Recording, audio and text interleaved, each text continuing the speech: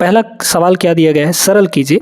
आपको जब भी कोई संख्या दिया हो और उसका मल्टीप्लाई करना हो एक ऐसी संख्या से जिसमें सिर्फ 9 हो, है ना। जैसे मान लीजिए कि हमारे पास यहाँ पर दे रखा है कि यहाँ पर कुछ भी है, जैसे मान लीजिए 489 है ना, 489 है और इसका मल्टीप्लाई करना है एक ऐसे नंबर से जिसमें सिर्फ और सिर्फ 9 हो।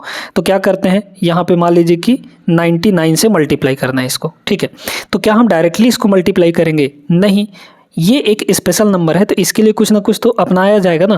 तो आपको क्या करना है, यहाँ पे देखिएगा, आप क्या करिए, इस नंबर को पहले लिखिए, जो भी 9 वाले नंबर से मल्टीप्लाई हो रहा है उस नंबर को लिख लीजिए।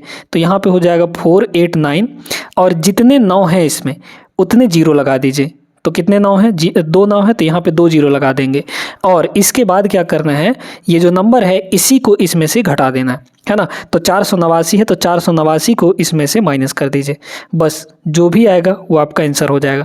10 में से 9 गया 1 हो जाएगा, 9 में से 8 गया ये 1 हो जाएगा, 8 में से 4 गया ये 4 हो जाएगा और यहाँ पर ये 8 और यहाँ पर ये 4, मतलब इतना आएगा इसको मल्टीप्लाई करने पर। समझ में आ गया? ऐसे ही सेम चीज़ इसमें भी करना है। देखिए यहाँ पे कितना है, 3 4 5 6 7 और 8, कितने 9 हैं गिन लीजिए, 1 2 3 4 5 6, 6 9 है तो यहाँ पर 6 को 0 लगा दीजिए, ठीक है। तो यहाँ पर 3 4 5 और 6 है ना, 6 0 हो गए। अब इसी में से किसको घटाना है, जिसको मल्टीप्लाई कर रहे थे, है ना। तो घटा दीजिए, क्या है यहाँ पे हो जाएगा 8 फिर 7 6 5 4 और 3, इसी को हम लोग माइनस कर देंगे। तो माइनस करेंगे तो क्या आएगा, देखते जाइए। यहाँ पे 10 में से 8 गया तो ये हो जाएगा 2 आपका, ठीक है, ये हो गया 2। फिर 9 में से 7 गया 2, 9 में से 6 गया यहाँ पर 3, 9 में से 5 गया 4, फिर 9 में से 4 गया ये हो जाएगा 5 और 9 में से यहाँ पे 3 गया तो ये हो जाएगा 6, फिर यहाँ पे बच जाएगा 7 और इसके बाद देख लीजिए ये भी हो जाएगा 7 6 5 और 4 और यहाँ पे 3, ये आएगा आपका करेक्ट आंसर। कहाँ पे दिख रहा है, 3 4 5 6 7 7 है ना, 3 4 5 6 7 7 सभी में है, 3 4 5 6 7 7, फिर 6 5 4 3 है ना, 4 3 देखिए कहाँ है, इस वाले में है, ठीक है। 3 4, अच्छा ये वाला रहा, ये वाला आपका आंसर हो जाएगा।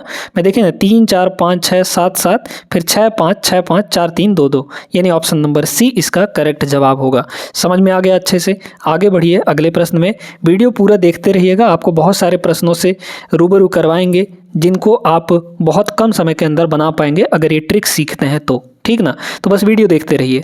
अब इस प्रश्न को देखिए, ये बड़ा नॉर्मल सा प्रश्न है, अभी एकदम सिंपल प्रश्न चल रहे हैं, इसके बाद आगे जैसे जैसे बढ़ेंगे हम लोग तो प्रश्नों का लेवल बढ़ता जाएगा। तो ये बोर्ड मास का सवाल है, बहुत सिंपल सा सवाल है। इसमें क्या करना होता है, बोर्ड मास में आप जानते हैं कि पहले ब्रैकेट हटाना होता है, ब्रैकेट के अंदर जो कुछ भी है उसको सॉल्व करना होता है, फिर ऑफ का मतलब का होता है, जहाँ पे का लगा होता है उसको सॉल्व करते हैं, फिर उसके बाद डिवीजन, ठीक है, मल्टीप्लाई और एडिशन सब्ट्रैक्शन, इस तरीके से हम लोग, ये सीक्वेंस होता है सॉल्व करने का। तो ब्रैकेट यहाँ पे है नहीं, ऑफ है नहीं, तो क्या होगा, सबसे पहले डिवाइड सॉल्व होगा, है ना। देखिएगा यहाँ पे तो डिवीजन आपको यहाँ दिख रहा है, तो इन दोनों को डिवाइड करेंगे तो कितना आ जाएगा, यहाँ पे 1 आ जाएगा। तो ये हो गया इनके जगह पे 1, भाई 11/11 1 आएगा। इसको देखिए तो ये कितना हो जाएगा, 11 × 11, क्योंकि इसके बाद हम लोग क्या सॉल्व करेंगे, मल्टीप्लाई को। तो 11 का मल्टीप्लाई करेंगे तो 121 आएगा, ठीक है। 121 में से 11 घटा दीजिए, तो 121 में से 11 घटाएंगे तो कितना हो जाएगा, 110 हो जाएगा। मतलब ये टोटल आपका 110 हो गया, यहाँ से यहाँ तक ये टोटल 110 हो गया, ठीक है। और देखिए तो यहाँ पे हुआ 110 और ये 11, या फिर ऐसे करिए ना, यहाँ पे देखिए, यहाँ पे आप सिंपली ऐसे कर सकते हैं भाई, +11 -11 ये तो ख़त्म हो जाएगा, ये आ जाएगा 121, ठीक है। और ये 1 रहा, 121 और 1 कितना, 122, बी ऑप्शन करेक्ट जवाब होगा। बहुत सिंपल सा सवाल था, आगे बढ़िए। चलिए देखिएगा अब इस सवाल को कैसे करेंगे, है तो सिंप्लीफिकेशन का, मतलब जोड़ना घटाना ही है, लेकिन उसका भी तरीका होना चाहिए ताकि कम से कम समय में हम लोग कर पाएँ, है ना। तो सारी चीज़ों को एक साथ करिए, ये नहीं कि जो प्लस वाले हैं उनको पहले प्लस करें फिर उसमें माइनस करें, तो एक्स्ट्रा काम आपको नहीं करना है, सारी चीज़ें एक साथ करना है। देखिए इकाई अंक लेके चलिए, यहाँ पे कितना है, 3 और 5 जोड़ेंगे तो 8 और 3 यहाँ पे कितना हो जाएगा, 8 3 11, 11 में से आप 4 घटाइए, तो 11 में से 4 घटा देंगे आपका क्या बचेगा, 7 बच जाएगा, ठीक है। फिर देखिए 7 और 2 9, 9 7 16, 16 में से आप 6 घटा दीजिए, 16 में से 6 घटा दीजिए तो कितना हो गया, 10 हो गया। ठीक है, 10 का मतलब यहाँ पे 0, 1 बचा। ठीक है, तो 1 यहाँ पे आ गया, तो 1 और 5 6, 6 और 3 ये हो गया 9। ठीक है, 9 और 6 हो गया 15, 15 में से 8 घटा देंगे तो कितना बचा, 7 बच जाएगा। ठीक है, ध्यान देते जाएगा, पॉइंट लग गया। ठीक है, फिर यहाँ 1 और 1 2, 2 1 3, 3 में से 2 घटाएंगे तो 1 बचेगा, मतलब ये हो गया। तो 17.07 और उधर है 3x, तो x को यहीं छोड़ दीजिए, अकेला ही रहने दीजिए और डिवाइड बाई यहाँ पे 3 हो जाएगा। काट पीट लीजिए, आपका आंसर आ जाएगा। देखिए 3 5 15 हो जाएगा, बचा 2 तो 20 हो जाएगा, फिर पॉइंट लग जाएगा तो कितना हो गया यहाँ पे, 3 6 18 हो गया है ना। ठीक है, 18, फिर बचेगा यहाँ पे 2 है ना, तो 27 हो गया, 3 number 27, 5.69 option number first correct जवाब होगा। आगे चलिए, देखिएगा यहाँ पे बहुत लोग डेसिमल में परेशान रहते हैं कि डेसिमल कैसे सॉल्व किया जाता है, आज उनको सिखा देते हैं। यहाँ पे क्या है, 7.7 है। ठीक है, कितना है, 7.7 है, और डिवाइड में यहाँ पर कितना है, 100 है, तो इस डिवाइड वाले को ऐसे लिख लीजिए। ठीक है, अब ध्यान रखिएगा दोस्तों कि जब भी आपको पॉइंट हटाना हो यानी डेसिमल हटाना हो, तो अगर आप न्यूमरेटर का पॉइंट हटा रहे हैं, न्यूमरेटर का पॉइंट हटा रहे हैं तो डिनोमिनेटर में 0 लगेगा, यानी पॉइंट के बाद जितने अंक रहेंगे उतने 0 डिनोमिनेटर में लग जाएंगे। और अगर आप डिनोमिनेटर के किसी नंबर का डेसिमल हटा रहे हैं तो 0 कहाँ लगेगा, न्यूमरेटर में, यानी ऊपर जाके लगता है। ऊपर का पॉइंट हटाएंगे तो नीचे 0 लगेगा और नीचे के पॉइंट हटाएंगे तो ऊपर 0 लगेगा। ऊपर का अगर हम लोग पॉइंट हटा दें यहाँ पे, तो पॉइंट हटाएंगे तो कितना बन जाएगा, ये 77 बन जाएगा है ना। और यहाँ पहले से 100 है, पहले से 100 है और पॉइंट के बाद एक ही अंक है, तो 1 0 नीचे यहाँ पे और चिपका दीजिए, यानी 77/1000 हो गया। अब डिवाइड करने का सबसे गोल्डन रूल हम आपको बताते हैं, देखते जाइएगा। अगर आपको 10 से 100 से 1000 से 10,000 से 1 लाख से 10 लाख से इस तरीके से कोई नंबर अगर दिया है नीचे में और उसको डिवाइड करना हो तो क्या करिए, आप 0 गिन लीजिए। 3 0 है तो लास्ट से 3 अंक छोड़ के पॉइंट लगा दीजिए, तो मतलब यहाँ पे 7 फिर 7, ये 2 ही नंबर हुए, 2 ही डिजिट हुए और 3 डिजिट पर हमको 0 लगाना है, मतलब यहाँ पे 3 डिजिट पर पॉइंट लगाना है, तो एक 0 लगाइए, फिर यहाँ पे लगा दीजिए पॉइंट और यहाँ पे 0 आप अपने से लगा सकते हैं, तो ये आंसर आएगा, यानी 0.077 ऑप्शन नंबर डी करेक्ट होगा। समझ में आ गई बात, आगे चलिए।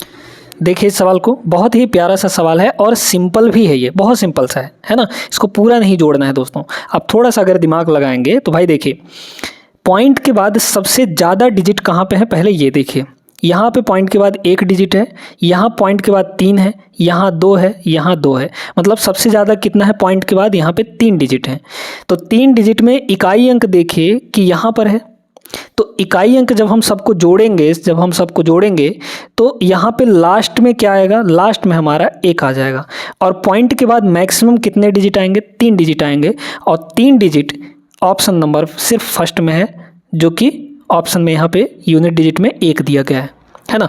तो सिर्फ इसी को देखना था आपको, क्योंकि हर एक का यहाँ पे 4 है तो 4 तो आ नहीं सकता, 3 है यहाँ पे 3 भी नहीं आ सकता, यहाँ पे तो 2 डिजिट है तो ये तो आपका ऑप्शन ही नहीं होगा, क्योंकि पॉइंट के बाद 3 डिजिट मैक्सिमम होगा है ना, वो होना ही चाहिए, वो होगा ही।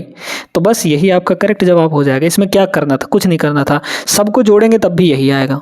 समझ पा रहे हैं बात को। तो आपको टाइम अपना नहीं खराब करना है एग्जाम में, ऐसे छोटे छोटे सवालों को 2-2 सेकंड के अंदर निपटा के और फेंक देना है।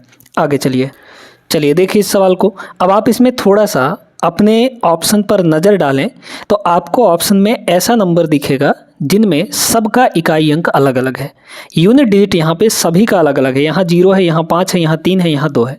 तो हम लोग इसको सिर्फ और सिर्फ इकाई अंक से निपटा सकते हैं, हमारा इकाई अंक जो आएगा वही हमारा आंसर हो जाएगा।